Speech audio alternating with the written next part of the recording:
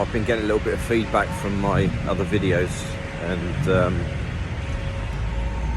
I think sometimes people misunderstand that this is not an attack of anybody else. It's not about my life necessarily in general. It's about a moment in time and about how I'm feeling at that moment and wanting to express those thoughts. Because we all think, constantly throughout the day, we think of various things. We have various emotions. We feel and behave and act in certain ways. Sometimes, a lot of the time, without knowing why, to be honest. And the purpose of these videos is really for me to try and order those thoughts and to put them into some sort of semblance of a coherence. Whether that happens or not is very debatable, I know, but that really is purely the reason, and it helps. If I've just got back into London after a bit of for a few days break, and I've got up late. I'm feeling groggy. I know I need to find a meeting today. I'm not feeling anxious, or today's a normal day, quite honestly. There's no big deal. I'm stressed from the last month of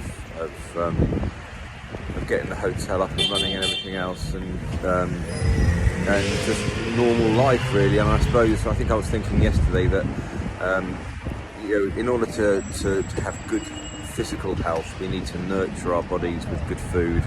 We need to exercise. We need good sleep. Lots of these things that many people know. To have good mental health is very, very similar. You need to nurture your mind with good thoughts, I suppose, and follow good practices. And actually, sleep is important, but also understanding your mentality. Now, for me, there's kind of there's an obvious reason why I get the way I am and feel the way I am. And that's alcoholism, and that sounds like a cop-out, but it's actually, I'm lucky, I suppose, in a way, in that I know what my problem, if you want to call it that, is. My problem is, so I suppose, so what happened is because of my occasional moments of mental illness, like moments of physical illness, like catching a flu. There's nothing bad about it. When I feel low, when I feel particularly low, I used to reach for the drink, and that kind of resolved all the problems until it stopped resolving the problems, and then it made things triply worse.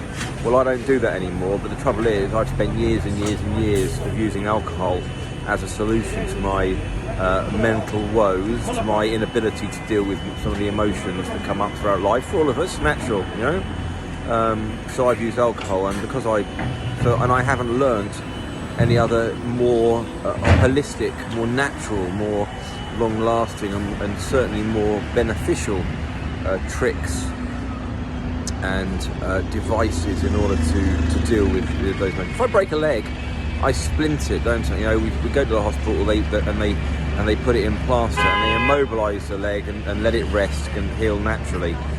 You don't douse it in alcohol and set fire to it. That might actually get rid of the broken leg by burning the leg off, but it isn't really a great solution. And this is the thing with I've used alcohol, and I haven't learned to use the splint and let my leg rest, or my mind rest in this instance, in this analogy. I know I'm rambling. I keep up. But these days I do. Listen, life is so complicated, isn't it? And relationships. I have a wonderful relationship, and I'm incredibly lucky. I have a partner, Angela, who is so incredibly supportive, and I don't go into the ins and outs of it, but she is really good. She's good for me in every way, mentally and physically, and we have a great time together. But this is not her journey, this is mine, So and she has her own ups and downs, but she deals with them differently. She's not an alcoholic. She'll have a glass of champagne. She'll pour a glass of champagne and leave half of it, quite honestly. And she only drinks champagne, so if there's other alcohol available, she'll just have a glass of water. Whereas when I was drinking, if there was other, I might have drank beer or Prosecco or gin, but there was other alcohol available, and there wasn't any gin, Prosecco or beer, I would have whatever's available. So, it's a very different situation. Anyway, look, today's good. I'm having I don't know why I'm posting this video other than that. I think I might do a few little shorty ones, and then just read them all together. No editing again. This is not there's no focus for these videos other than if anyone sees them, it encourages them to seek help. Specifically if they've got a problem with alcohol or drugs, but if they've got any other sort of issues, seek help, talk to people, don't bottle it up, and be well. Thanks, just off to the dentist. I'm late, getting very stressed out because I don't like being late, and I'm late because I got up late. It's nobody else's fault but my own. And I've just had a conversation with my girlfriend where we're very busy at the hotel. I've got other stuff going on as well. She's got other stuff going on, and I've come away from the conversation. It wasn't a bad conversation. It wasn't an argument or anything. It's just a conversation. But it appears that everything's my fault. And throughout my life, I've had relationships where everything seems to be my fault, and I'm like, why the fuck is everything always my fault? And I don't think it's all my fault. I think there's two sides to everything. And of course there are. However, having now been in the programme for a while, I do know that when I have been to meetings and when I sit down and think properly and do actually think about my side of every situation, that my behaviour is irrational, can be quite controlling, because I just need everything to be done the way I see it, and I think, and I do, I do think that I can see the end result. Why aren't people doing it? So to a certain degree, everything probably is my fault. And I'm recording this now just while I'm waiting for this bus, because I'm going to go to a meeting shortly, a bit later today, and then I'm going to see how I feel, and I'm going to record the sequel to this to see where I am. Until later. Heading back to Wales, having just spent a week in London, and I went to London specifically to attend some AA meetings in person, just because there aren't many in Wales, and I did make an effort to go to one or two. I didn't make enough effort, and the ones that I tried to get to weren't on, because since the whole pandemic thing, things have changed, and meetings that once open that are on the app have closed, and the app hasn't updated and all that sort of stuff. I could have tried harder, and I haven't done a meeting the whole week, so I've done fewer meetings now than if I'd been back in Cardigan and gone to my once a week on a Tuesday night, which is pretty pathetic, isn't it? And I find myself just being incredibly irritated the whole time. I had a conversation with my girlfriend Angela a bit earlier, and I was moody, and she was talking about the dogs, and I mean, I'm an animal person. I'm not really a pet person. She's very much the whole, I don't mean that in a nasty way. I mean, she's very pet person, like lots of people are these days. Like, I actually find it a little bit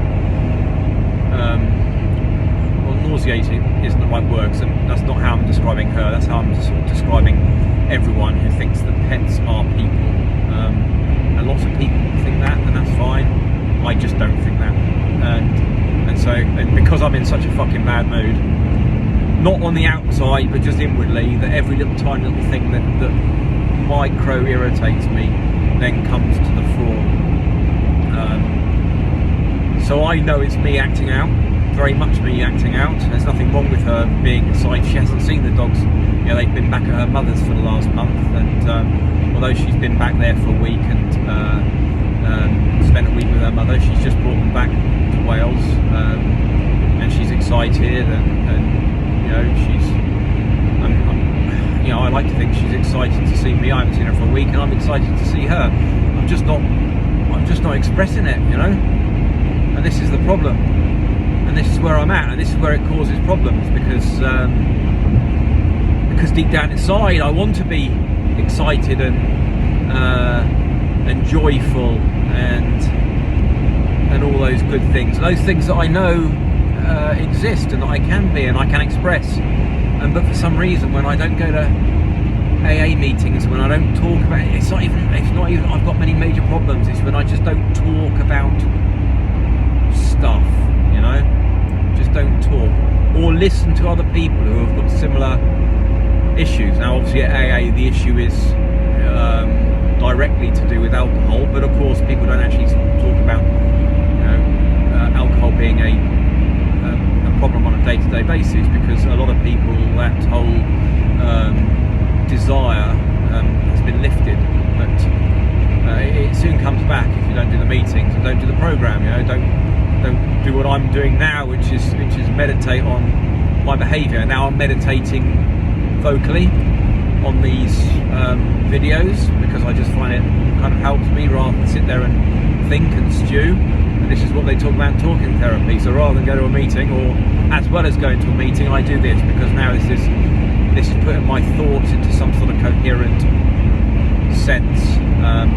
So it helps me. And if you're watching this and it helps you, brilliant, you know, win-win, isn't it? So that's where I am at the moment.